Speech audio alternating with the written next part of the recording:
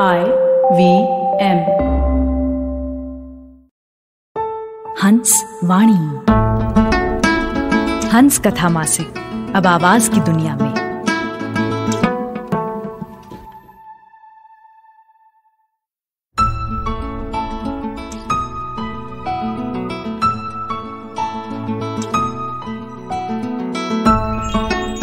आप सुन रहे हैं हंसवाणी। पेश है प्रमोद द्विवेदी की कहानी लफंटूस, जिसे आवाज दे रहे हैं जश्न कलम के कलाकार जयमिनी पाठक।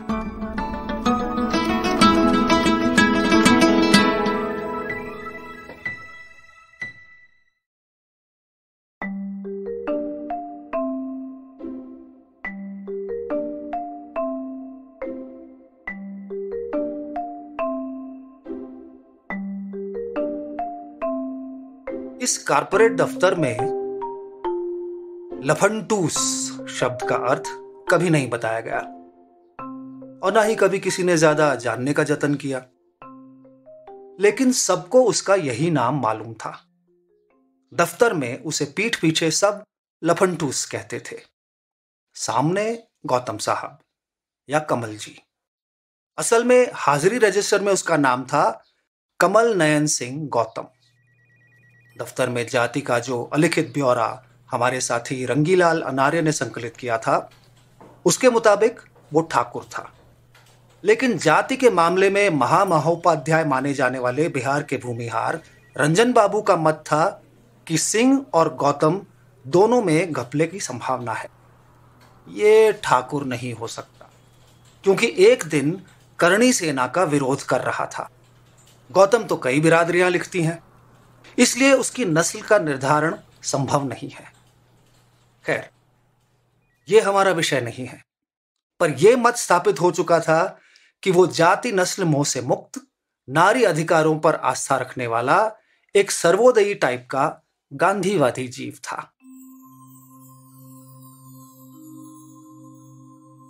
पर उसका जो प्रख्यात गुण था वो था उधार मांगने का, और किसी नए जीव को फंसाकर समोसे पकौड़े खाने का। इससे भी खास गुण यह था कि अक्सर कोई ना कोई लड़की उसके साथ लगनिया बनी दिख जाती। यह राज कोई नहीं जान पाया कि सूरत से मघैया दीन लगने वाले कत्थई दांतों वाले इस जीव के साथ पुरुषों और महकदार लड़कियां रह कैसे लेती है। उसका मानना था कि शुक्र की कृपा से नारी संगत वाला डिपार्टमेंट हमेशा मालामाल रहने वाला है। सचमुच उसकी हथेली गुलाबी और शुक्र उभारदार था। हां, यह अलग बात है कि इस सोहबत की मुद्दत ज्यादा लंबी नहीं होती। वजह एक ही होती, वो सबसे उधार ले लेता था। लड़की मांगते मांगते हार जाती और एक दिन कन्योचित जिद के साथ हमेशा के लिए कुट्टी कर लेती। मानवीय आधार पर अमूमन छोटा कर्ज माफ हो जाता और बड़े कर्ज की वसूली के लिए जीएम से लेकर अकाउंट डिपार्टमेंट तक की मदद ली जाती। आखिरकार ऊपरी आदेश से लफंटूस की तनख्वाह से पैसा काटकर पीड़िता या पीड़ित को दिया जाता। कई बार ऐसा हुआ कि उसकी आधी तनख्वाह ही हाथ में आती। इस गम में वो एक हफ्ते दाढ़ी नहीं बनाता या कैंटीन की स्पेशल डाइट से तौबा कर लेता। आम सवाल था कि ये पैसा लेकर वो करता क्या है। घर परिवार है नहीं, अल्लाह खल्ला घूमता रहता है, दारू अपने पैसे की पीता नहीं, तो उधार लेकर करता क्या है। इस कंपनी में किसी की तनख्वाह 40,000 से कम नहीं थी, पर वो हमेशा फकीरचंद बना रहा। अपने को कुंवारा पात्र घोषित कर शुरू में वो दिल्ली सरहद के दल्लूपुरा में रहता था। उसमें ना जाने कौन सा हीरा जड़ा देखकर एक नाबालिग गुजरी रानी पीछे पड़ी, तो वो समझ गया कि ये कुटम्मस कराएगी। मौका पाकर रातों रात सामान लेकर भाग निकला और त्रिलोकपुरी में एक प्रतापगढ़िया मित्र के पास रुका। यहां भी ज्यादा दिन नहीं रुका। बहरहाल बापू के मित व्ययिता यानी फ्रुगैलिटी के आदेशों पर चलते हुए आजकल वो नोएडा और गाजियाबाद से लगी खोड़ा कॉलोनी में डेरा डाले था, वो भी जुगाड़ से। कहते हैं कि एक गांधीवादी प्रतिष्ठान की चिरकुंवारी जया रागी का आसरा बनकर उसके साथ रह रहा था।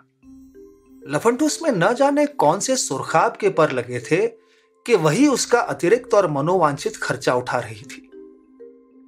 बदले में उसे दुर्लभ मानुष संगत मिल रही थी, जिसके बिधके रहने के कारण वो 45 साल तक कथित तौर पर ब्रह्मचारिणी बनी बैठी रही। वो तो उसे काफी बाद में महिलाओं की पत्रिकाओं में छपने वाले चटपटे लेखों से महसूस हुआ कि ये कौमार्य संरक्षण कैसे तन मन की बधिया बैठा देता है। सो उसे खुद भी एक माकूल और गांधीवादी किस्म के प्राणी की तलाश थी। कितनी विचित्र बात थी कि 20 साल पहले उसके गांधीवादी पिता एक चावल मिल मालिक के लड़के से उसकी शादी करवाना चाहते थे। लड़का केसरवानी था, संपत्ति का अकेला मालिक, पर इस लड़की पर तो जैसे मीराबेन बनने का भूत सवार था। पैर पटक कर बाप से कह दिया कि विवाह की बात की तो ऋषिकेश भाग जाऊंगी। दिल के रोगी पिता दामाद का मुंह देखने की तमन्ना लिए स्वर्ग से धार गए। इस कटखनी तन्हाई में अब उसे असहाय पिताजी की याद आ रही थी, और वैसे भी आसपास की परपंचिन पुरबैया औरतों की निम्न वर्गीय जिज्ञासाओं ने उसका चोला हर रखा था। यही सवाल, बहन जी फैमिली गांव में है, भाई साहब क्या करते हैं, बच्चे तो बड़े होंगे आपके। हार कर एक दिन वो हमारे लफंटूस को इनकलाबी मैदान से झटक लाई। असल में इतवार की छुट्टी के दिन दोनों दिल्ली के रामलीला मैदान में अन्ना हजारे की एक रैली में मिले थे।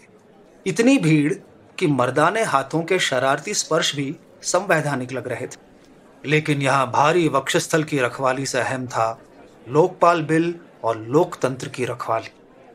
ऐसे में लफंटूस हाफिज बनकर आया। बहन जी आप इधर आ जाइए। वो सरक कर उसके पास आ गई और वो ढाल बन गया। केजरीवाल की तारीफ करते करते दोनों को एक दूसरे की बातें सुहा गई। मोबाइल नंबर का आदान प्रदान हुआ और दोनों के हित फल गए।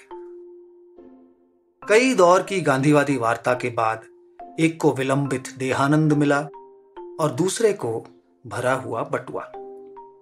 भाई फैब इंडिया का कुर्ता और लीवाइस की जीन्स ऐसी थोड़ी मिल रही थी। टैब से लेकर आईपैड के पीछे भी कहानी थी। जीवन की इस रसमयता के बावजूद वो दफ्तर की लड़कियों के बीच अविवाहित होने का रुतबा हासिल किए हुए था। अपनी वित्तीय संरक्षक को वो दुनिया के बीच भाभी जी घोषित किए हुए था। एक कहानी रच रखी थी कि वो लखीमपुर खीरी के पास गोला की रहने वाली है। वहां काफी जमीन छोड़कर आई है। गांधी जी के सपनों को साकार करने के लिए घर बार छोड़ रखा है। जो भी हो, लफंटूस के फेर में वो संसार की मुख्य धारा में ऐसी घुसी कि कभी कभी लिम्का में जिन मिलाकर पी लेती, और उसके बाद उसका एक ही सपना होता कि देश में हर दरिद्र तक उत्थान का उजियारा पहुंचे। नशे में वो यूट्यूब की शरण में जाकर गांधीवादियों के प्रिय गायक कुमार गंधर्व को सुनती। उड़ जाएगा हंस अकेला जगदर्शन का मेला, जगदर्शन का मेला। एक दिन लफंटूस उसे दफ्तर लेकर भी आया। सबसे परिचय कराया कि ये भाभी जी हैं। उसका स्थूल हो चुका शरीर जैसे वास्तविक भाभित्व को प्राप्त हो चुका था। भैया कहा है, इससे किसी का क्या वास्ता। हाँ, दफ्तर में एक सूक्ष्म आकलन के बाद यह चर्चा दौड़ पड़ी कि लफंटूस और नाम निहाद भाभी जी का रिश्ता एकदम प्योर तो नहीं। नो। साथ ही एक वर्ग ऐसा भी था जो दावा करता था कि लफंटूस पहले से बरा ब्याहा है। इसके पीछे कोई आधार नहीं था, क्योंकि ना तो कभी किसी ने उसे मोबाइल पर पारिवारिक बातें करते सुना था और ना ही किसी ने लंबी छुट्टी पर घर जाते देखा। किसी ने इस दिशा में स्टिंग ऑपरेशन करने की भी नहीं सोची। हालांकि दफ्तर की अधवयसी पर्सनल मैनेजर सपना बत्रा का कहना था कि एक बार डाक में धोखे से एक खुला पत्र आया था जिसमें लिखा था कि हमारे लफंटूस बाबू बाल विवाह को प्राप्त हो चुके हैं। यह चिट्ठी गोंडा से आई थी और प्रेषक की जगह किसी गजानन कश्यप का नाम था, पर पता पूरा नहीं था। यह चिट्ठी ऊपर तक गई, पर माना गया कि यह किसी पर संताप जलनखोर की शरारत हो सकती है। फिर भी चिट्ठी को एक रिकॉर्ड की तरह रख लिया गया। बाद में लफंटूस ने इतनी ही सफाई दी कि उसकी बीवी गौने के पहले ही ग्रामीण बैंक के चपरासी के साथ भाग गई थी। खैर, लोगों ने भी इसे कोई मुद्दा नहीं बनाया और लफंटूस को अविवाहित ही माना जाता रहा। महिलाओं के टिफिन में उसे यथास्थान मिलता रहा। कभी कभी उसका योगदान यही होता कि अलका सिनेमा के पास खड़े गुप्ता जी के ठेले से चटपटे राम लड्डू पैक करवा लाता। दफ्तर में आज लफंटूस को लेकर नकारात्मक चर्चा इसलिए हुई क्योंकि छुट्टी से लौटकर आई स्वाति श्रीवास्तव के कंप्यूटर पर कुछ गलत हरकत पाई गई थी। इंजीनियर ने सर्वर की पड़ताल कर बताया, कोई इसमें पॉर्न देखता है। तकनीकी पड़ताल के बाद शक लफंटूस पर ही आया। फिर चपरासी उमाकांत की गवाही और सीसीटीवी फुटेज ने साबित कर दिया कि यह लफंटूस ही था जो स्वाति श्रीवास्तव के कंप्यूटर पर बैठा था। प्रमाण के तौर पर उमाकांत ने कुछ प्रिंट भी लाकर दे दिए जो इस सिस्टम से छोड़े गए थे। ये प्रिंट बाकायदा पैक करके नई लड़कियों की नजरों से बचाकर जीएम तक पहुंचाए गए। हमारी जीएम भी एक महिला थी, दीपिका लखोटिया। वास्तव में दीपिका पादुकोण की तरह लंबूतरी, लंबी नाक वाली, बस गाल पर गड्ढे नहीं पड़ते थे। अभी तक साधना कट बाल रखती थी, ना जाने क्यों। ऐसा भी नहीं कि केश सज्जा या विन्यास के नए फैशन के बारे में वे अनजान हो। दरअसल कम ही लोगों को मालूम था कि उनका माथा कुछ ज्यादा ही चौड़ा चकला था, जिसे छोटा दिखाने के लिए वो साधना कट बाल रखती थी। 45 साल की इस उम्र में भी कभी कभी उनके गाल पर गुस्ताख मुहासा प्रकट हो जाता। इससे पहले कि उसकी दर्शक संख्या बढ़े, मैडम उसे नोच नाच कर कपोल को समतल कर लेती।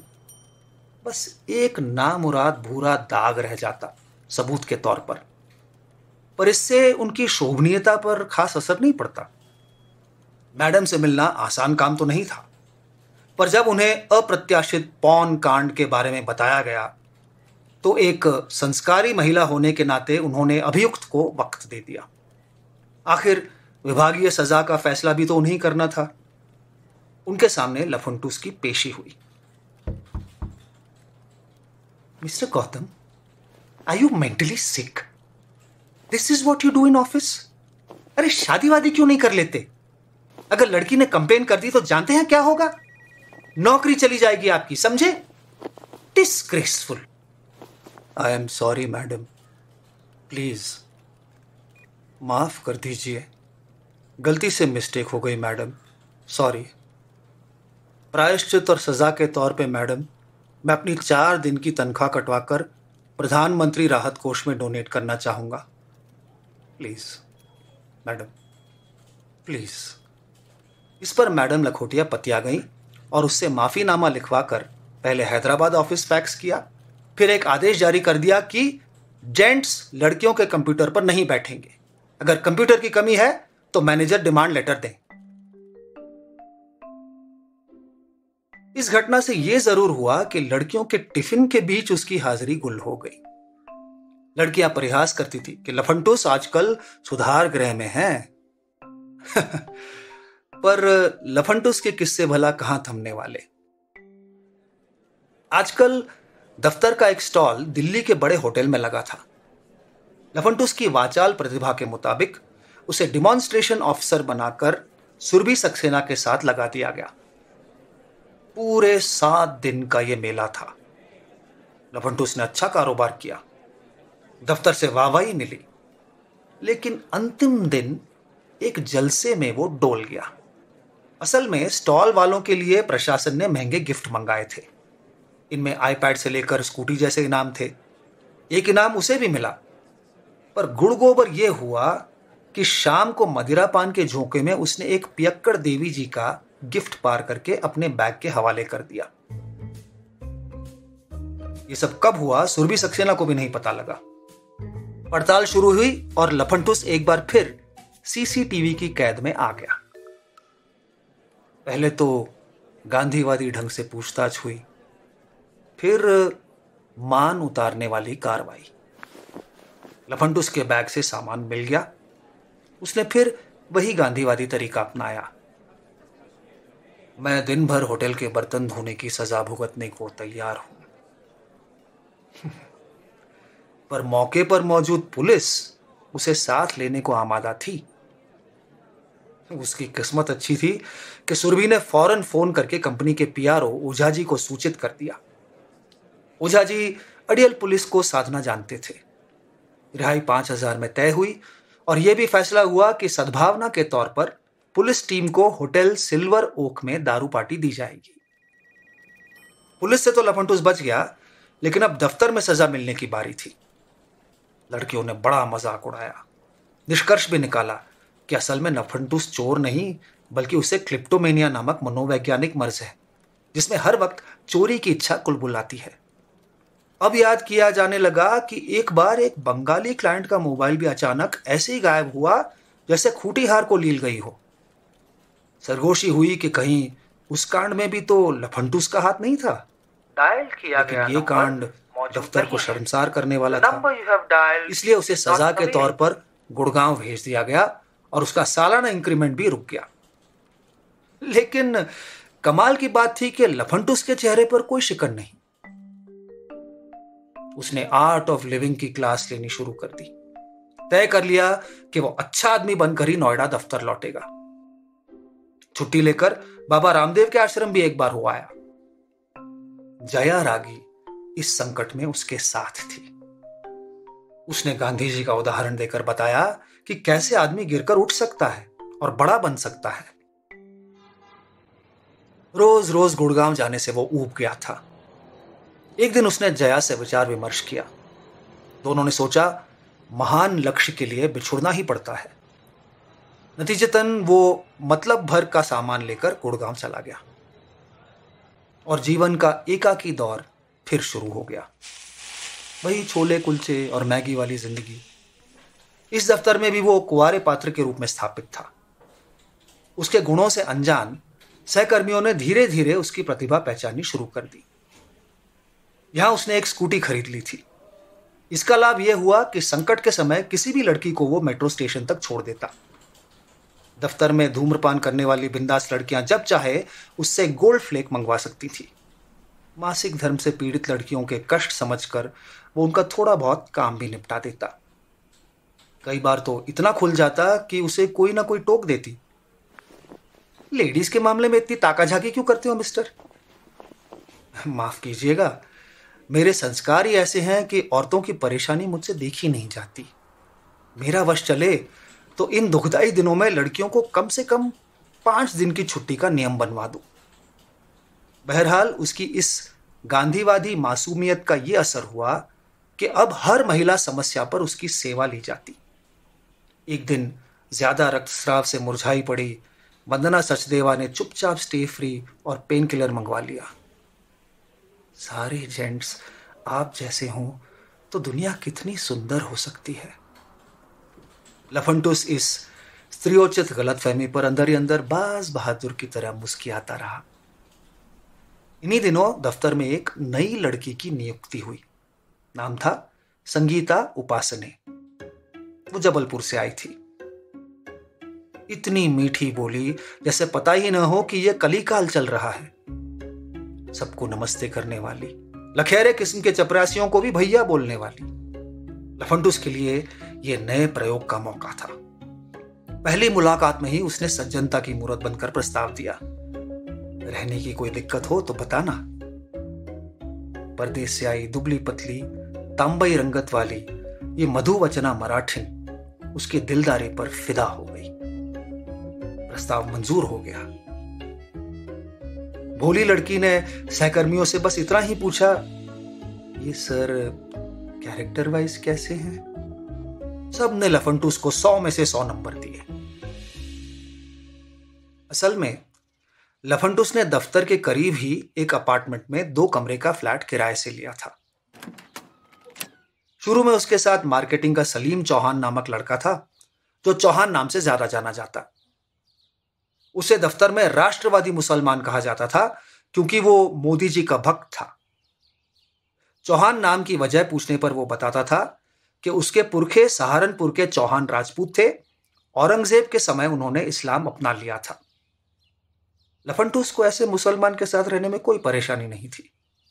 वैसे भी वो गांधीवादी था। गड़बड़ी उस दिन हुई जब एक दिन चौहान एक लड़की ले आया।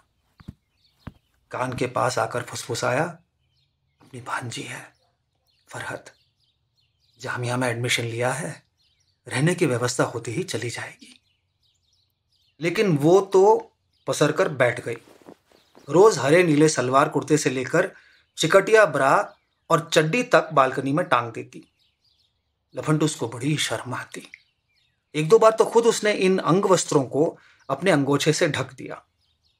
हार कर एक दिन पूछ ही लिया, मामू के घर कब तक रहोगी? मामू? काहे के मामू? ये क्या बोले हैं आपको? वो सहम कर चुप हो गया। यानी माजरा कुछ और था। उसने ज्यादा जानने का प्रयास नहीं किया। अपने दादरी निवासी गुजर मकान मालिक राजवीर भाटी की मदद ली और एक दिन चौहान साहब विदा हो गए। चौहान समझ गया कि ये मामा भांजी का संदिग्ध नाता लोग समझने लगे हैं। वो ये भी नहीं चाहता था कि दफ्तर में ज्यादा हल्ला हो। मकान का किराया ज्यादा होने के कारण वो फिर नया सहभागी तलाश रहा था। किस्मत इतनी शानदार कि एक लड़की संगीता उपासने मिल गई। किराया पट गया। दोनों में यह करार भी हो गया कि खाना बनाने के लिए एक कुक रखकर खर्चा बांट लिया जाएगा। कमरों की सरहद बट गई। ताले की 2 चाबियां बन गई। तय हो गया कि रात 10 बजे के बाद किसी भी सूरत में वार्तालाप नहीं होगा। अक्सर स्कूटी में दोनों साथ दफ्तर जाते। हर शनिवार को लफंटूस अपने खोड़ा कॉलोनी वाले आशियाने हो आता। झूठ मूठ ये बताकर जाता कि वो भैया भाभी के पास जा रहा है। यानी इतवार को संगीता तन्हा रहती। वैसे यहां ऐसी कोई दिक्कत नहीं थी। इतवार को स्कूटी उसके पास रहती। लफंटूस उसे पूरी हिदायत देकर जाता, ये कहकर भी कि कोई परेशानी हो तो फोन जरूर कर देना। जीवन सहज चल रहा था। नए समाज में उन्होंने सिद्ध कर दिया था कि अगर ईमानदार रिश्ता हो तो एक लड़का और एक लड़की दोस्त होकर साथ रह सकते हैं। आज सोमवार का दिन था। वो नोएडा से मेट्रो पकड़कर सीधे दफ्तर पहुंच गया। गुड़गांव में आज किसान आंदोलन की वजह से कई रास्ते बंद थे, लेकिन मेट्रो की वजह से उसे कोई परेशानी नहीं हुई। दफ्तर में हाजिरी कम दिख रही थी। उसकी नजरों ने संगीता को तलाशा। वो नहीं थी। उसका दिल अधेड़ अभिभावक की तरह धुकधुका रहा था। मन नहीं माना तो उसने मोबाइल पर घंटी मारी। नहीं उठा। वो और घबराया और भागा भागा रिसेप्शन तक चला गया। उसकी घबराहट देखकर एक बार की टेलीफोन ऑपरेटर सपना बत्रा भी चकरा गई कि ये बागड़ बिल्ले की तरह क्यों दौड़ लगा रहा है। वहां से निराश होकर वो अपनी कुर्सी में आकर बैठ गया। संगीता का मोबाइल निर्दयता से कहे जा रहा था,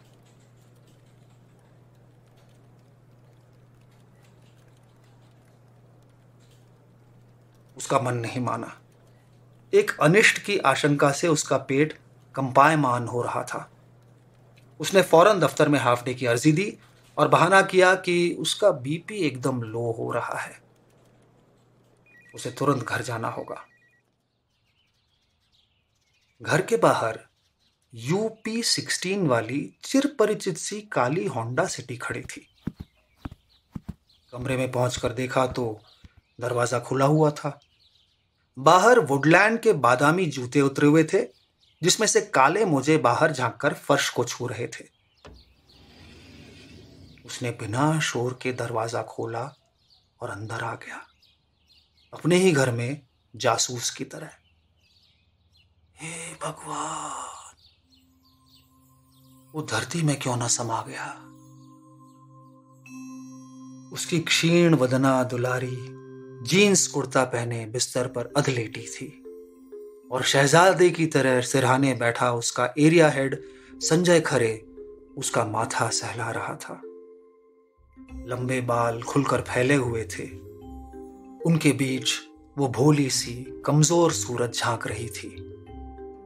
माथे पर बचपन की चोट का निशान और पाक साफ लग रहा था। ताप के कारण पतले होठों पर एक महीन झिल्ली ने भी जगह बना ली थी, जिसका सूखापन मिटाने के लिए वो बार बार होठों पर जीभ फेर रही थी। आज का खलनायक कोई और होता तो वो चप्पल भी उतार सकता था, पर दड़ियल खरे का खुराफाती चेहरा और मुंशियानी किस्म की मुस्कान देखकर वो खुद बीमार की तरह थक कर वहीं सामने रखे स्टूल पर बैठ गया। इससे पहले कि वो कुछ कहता, घाघ खरे लखनऊआ अंदाज में बमकने लगा। अम्मा सिर्री हो क्या? बेचारी बीमार लड़की को छोड़कर निकल लिए। देखो देह कितनी तप रही है। खरे ने मरीजा के गर्म माथे पर एक बार और हाथ रख दिया। लफंटूस की नजर पहली बार खरे के अर्ध विकसित अंगूठे पर पड़ी। हस्तरेखा शास्त्र के अनुसार यह गदाकार अंगूठा था, जो आम तौर पर अपराधी और निम्न सोच वाले लोगों की हथेली में होता है। लफंटूस का कलेजा राख हो गया। खरे की लंतरानी सुनते सुनते उसने इतना ही कहा, सर इसने फोन ही नहीं किया। मैंने किया तो उठाया ही नहीं। कोई नहीं, अब मैं देख लूंगा। खरे ने एक और इमोशनल हथौड़ा मारा। अरे छोड़ो, तुम्हारी भाभी ने कह दिया है कि इसे ले आओ, इसका मन भी नहीं लगता यहां। अनारकली की तरह निढाल बैठी संगीता चुपचाप सुनती जा रही थी। यानी इस जबरे सलीम के लिए उसकी रजामंदी थी। अम्मा खड़े क्या हो, कुछ हेल्प करो बेचारी की। वो संगीता का सामान बैग में भरने लगा। बीच बीच में वो मोहिनी सूरत देखता जाता और सोचता जाता, कितनी स्वार्थिन निकली। संकट में मैंने साथ दिया और अब ये दड़ियल बाज लिए जा रहा है। संगीता उपासने चली गई और खरे के पड़ोस में पीजी बन गई। खरे की कृपा से वो आगे बढ़ती रही। उसकी तरक्की पर बधाई देते हुए लफंटूस ने एक दिन फिक्रमंद अब्बा जान की तरह इतना ही कहा, दुनिया बड़ी जालिम है, अपने को मजबूत रखना।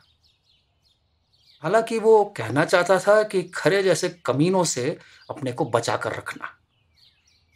इस वाकये के 8 महीने बाद ही घर वालों की मर्जी से संगीता की शादी एक कार एजेंसी के मालिक से हो गई और वो इंदौर चली गई। बस इतना ही पता चला कि उसकी शादी के लिए खरे खास तौर पर जबलपुर गया था, या केवल उसे ही बुलाया गया था। लौटकर उसने मेल पर फोटो शेयर किए तो लफंटूस ने उसके व्यापारी पति का चेहरा देखा। चमकदार ललाट पर आधे बाल, साक्षात कोकणस्थ चेहरा, और वो लग रही थी उस सुंदरी की तरह जिसे देखकर कोई भी कैलेंडर आर्टिस्ट प्रभावित हो जाए। बेचारा लफंटूस बेमतलब में ही इसे दिल का मामला माने बैठा था। उसकी शादी तो वाकई जन्नत में ही तय हो गई थी। इस प्रसंग के बाद गुड़गांव उसे कभी रास नहीं आया। कमाल की बात बस यही थी कि 2 साल में यहां उसने कोई कांड नहीं किया। उसका अप्रेजल भी ढंग का हुआ। खास बात यह थी कि लड़कियां उसके व्यवहार से संतुष्ट थीं। इधर लगातार थुलथुलाती जा रही जया रागी से उसका बंधन मजबूत होता जा रहा था। गिरस्ती में एलईडी से लेकर माइक्रोवेव तक जुड़ गया। सेहत की महिमा जान पेयजल के लिए किचन में आरओ फिट हो गया।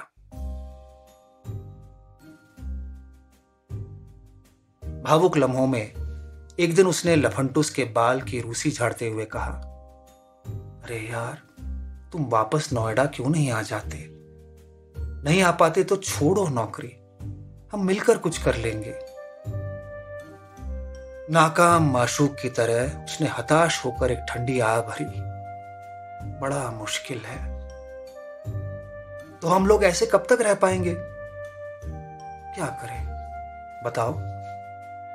इस गम में आज फिर जिन का पौआ खुला। वो एक पैग ही लेती थी, बाकी लफंटूस चढ़ा जाता। प्रेमी हृदय के उद्गारों के लिए एक पैग ही काफी होता है। आज वो भावों से भरी थी। हमें यहां से ले चलो, हम तुम्हारे बिना रह नहीं पाएंगे मन्नू। वो प्यार में उसे मन्नू कहने लगी थी। ये रात ऐसे ही भावों, वादों, सिसकियों और सपनों में उलझी रही। दूर कहीं किसी रसिक ने ये तान लगा कर रखी थी, जिंदगी कुछ भी नहीं, फिर भी जिए जाते हैं, तुझ पर ए वक्त एहसान किए जाते हैं, जिंदगी कुछ भी नहीं। सुबह वो देर से सोकर उठा। हकीकत में आज की खुमारी में थोड़ा अवसाद भी था। वो आज गुड़गांव नहीं गया। खरे को मैसेज कर दिया कि उसे वायरल हो गया है। ये वायरल तो 1-2 दिन का ही था। गुड़गांव के इस दफ्तर में आमतौर पर 10 बजे तक स्टाफ आ जाता था। चाय के एक दौर के बाद कंप्यूटर पर उंगलियां दौड़ती और परदेसी क्लाइंट से गाली गलौज का दौर चल पड़ता। आज लेकिन शांति थी। एक नई लड़की घुटनों से फटी डिजाइनर जीन्स पहनकर आ गई थी और उसे एक सीनियर समझा रही थी, अरे मेरी आलिया भट्ट की मौसी, ये दफ्तर है, कल से ढंग से आइयो। वो बेचारी ओके मैम कहकर सांवले घुटने की झलकती कटोरी को हथेली से ढकने का जतन कर रही थी। उसे समझ नहीं आया कि बिना ब्रा के कुर्ता पहनकर आने वाली सीनियर झिर्रीदार जीन्स पर क्यों रोक लगाए बैठी है। दरअसल इसे यहां डेकोरम कहा जाता था। गाली अंग्रेजी में हो तो स्वीकार्य, देसी हो तो नोटिस मिल सकता था। शाम 4 बजे का समय दफ्तर में पीक आवर माना जाता था। हर कोई किसी को देखे बिना काम पर लगा रहता था। लेकिन आज चरमावस्था भंग होने वाली थी। जैसे टीवी सीरियलों में अचानक होता है, कुछ इसी अंदाज में बेदो प्रकट हुए। हाथ में हल्दीराम की मिठाई वाले 2 डिब्बे। लोग कुछ पूछते, इससे पहले ही लफंटूस ने ऐलान किया, फ्रेंड्स, आज से हम नई लाइफ शुरू करने जा रहे हैं। ये है जया रागी जी। आप इनसे मिल चुके हैं।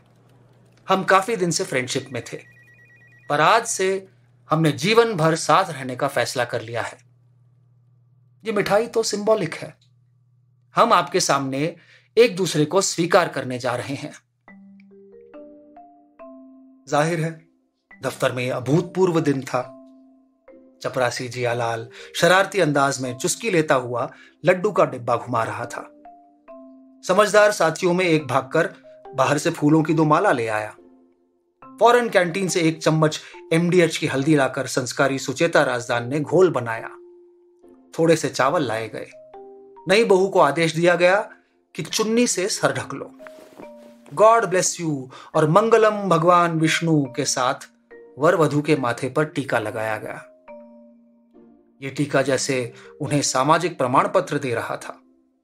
बंगालिन नयना दास ने अपने बैग से सिंदूरी रंग का लिपस्टिक निकालकर वधू की मांग भरी तो ऐसा लगा कि भारत सरकार ने विवाह की अधिसूचना निकाल दी हो।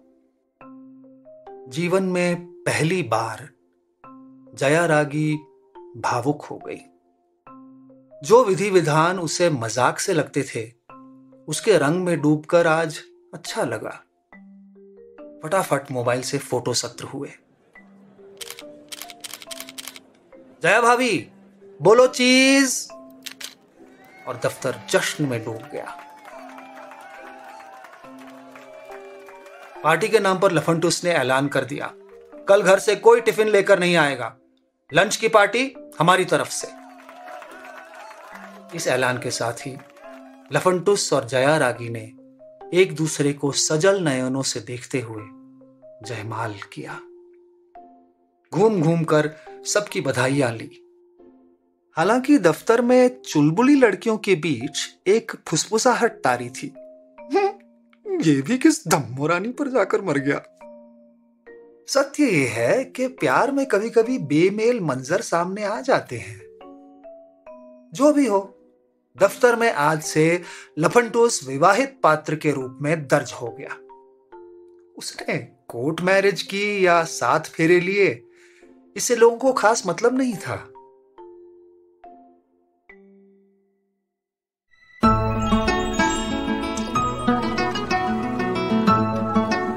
आपने सुनी जश्न कलम के कलाकार जैमिनी पाठक की आवाज में प्रमोद द्विवेदी की कहानी लफंटूस।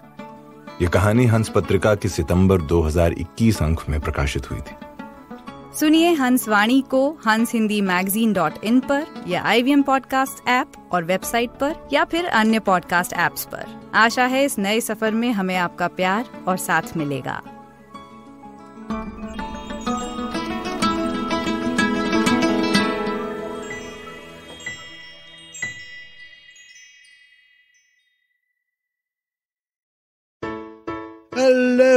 Hello. It's been another great week on the IVM Podcast Network. On The Habit Coach, Ashton meets Dr. John DeMartini. He is a world-renowned human behavior expert and founder of the DeMartini Institute. He shares 5 actionable habits to align our purpose and values. On Think Fast, Varun and Suchita discuss Disney Plus Hotstar's swelling subscription numbers and actor Dwayne "The Rock" Johnson's new alcohol brand, Teremana Tequila. On All Things Policy, the Takshashila folk take a close look at the union government banning another 54 Chinese apps. On Smarter with Sid, Siddharth explores how Shark Tank India is changing the equation of the startup economy. And on Tere Mere Raste, Keshav takes us to Bhutan's royal capital, Thimphu. Do follow us on social media. We're IVM Podcast on Twitter, Facebook, Instagram, and LinkedIn. And remember, if you're enjoying this show or any of our other shows for that matter, please do tell a friend. It really helps us. Don't forget to rate us on any of the platforms that you're listening to. And also remember, you can check us out on YouTube at www.ivmpodcast.com/YouTube. And finally, we'd like to thank our sponsors this week, SBI Life Insurance, Bank of Baroda, and HDFC Life Insurance. Thank you so much for making this possible. We face 100 dilemmas every day while raising our children and nurturing our families. Why not let science help us make informed decisions to solve our dilemmas? Hi, I'm Devi Shobha. And I'm Meghna. We host Big Talk About Tiny Humans, where we will help you unpack challenges around parenting and your child's development. And more importantly, we will equip you with research-backed strategies that you can readily act on. Tune in to our podcast every Wednesday on the IVM Podcasts app, website, or your favorite podcast platforms.